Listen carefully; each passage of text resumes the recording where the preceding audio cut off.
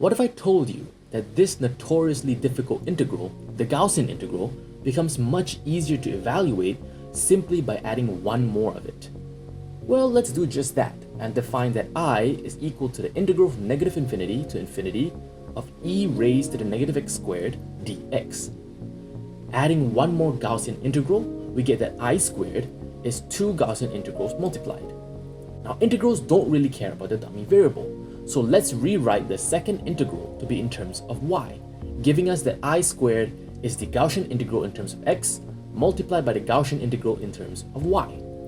Now let's combine these two impossible integrals and notice something interesting. They form this beautiful bell-shaped surface with circular symmetry.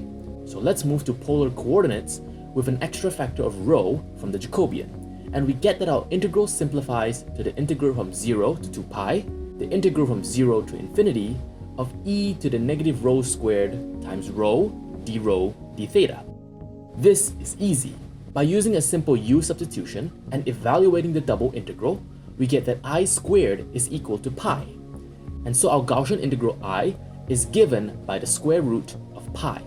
So we see that a single variable integral that is basically impossible to evaluate becomes much simpler when we consider higher dimensions, with higher order integrals and the mystical Jacobian.